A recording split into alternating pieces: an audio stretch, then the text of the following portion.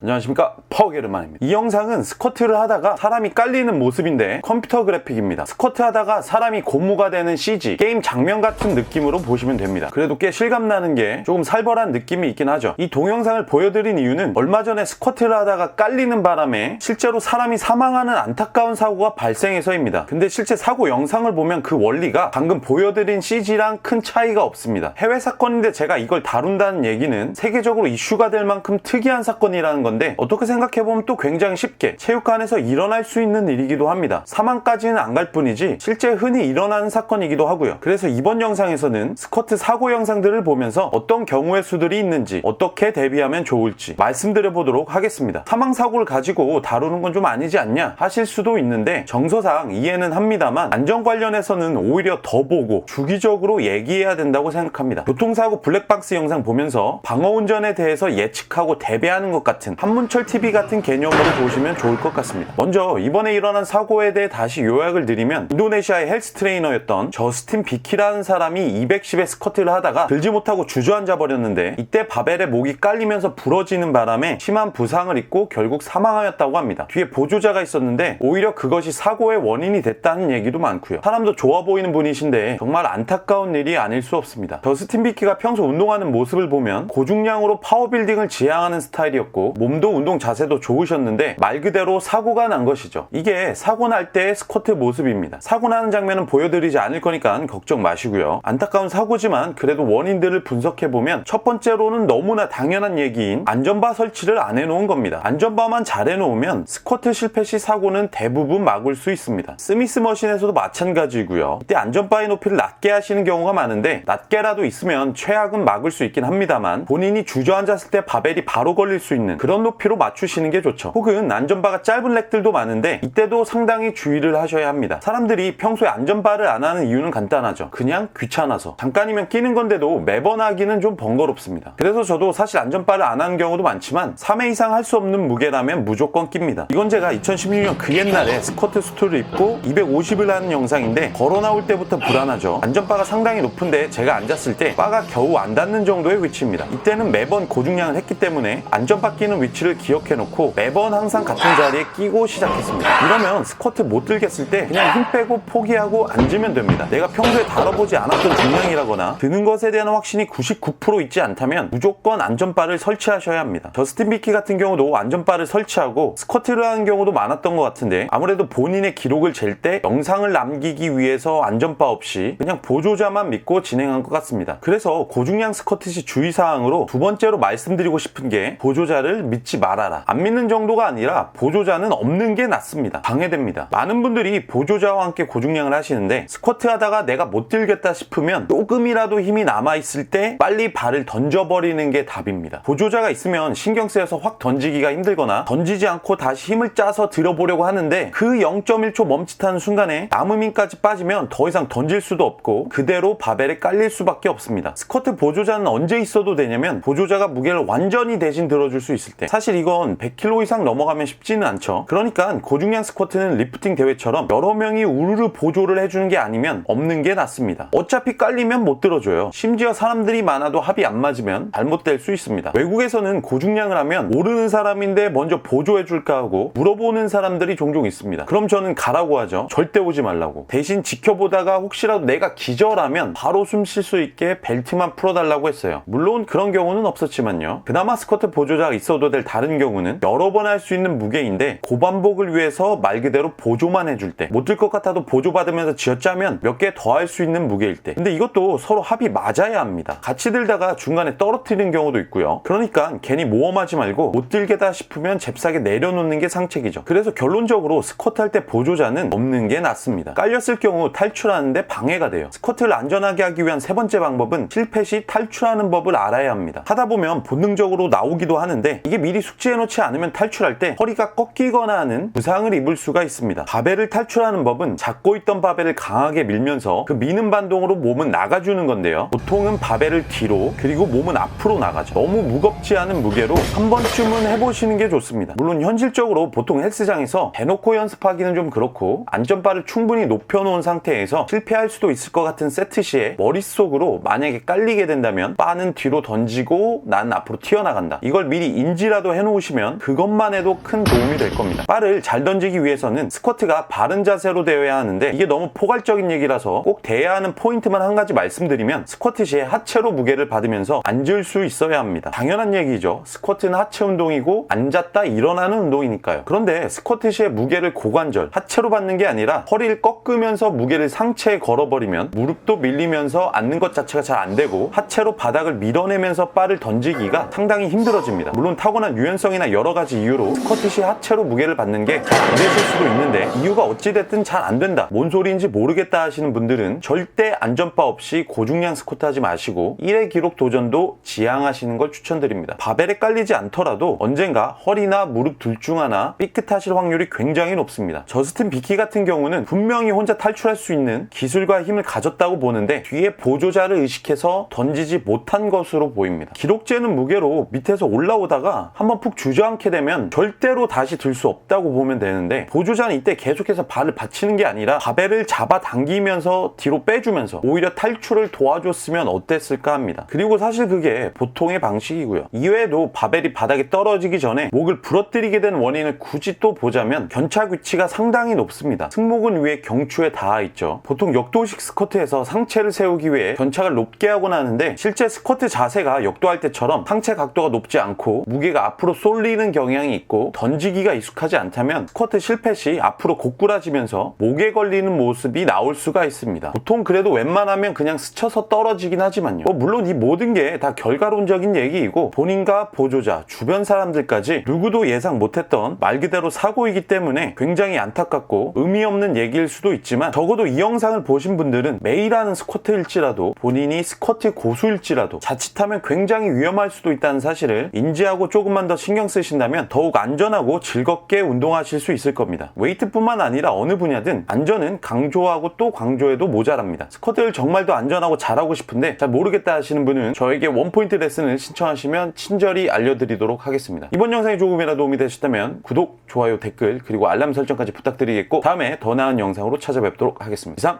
파워게르만이었습니다. 감사합니다. 스쿼트, 벤치프레스 같은 운동 시 미끄러짐을 막아주어 부상 방지 및 기록을 향상시켜주는 45파운즈의 논슬립 머슬핏 티셔츠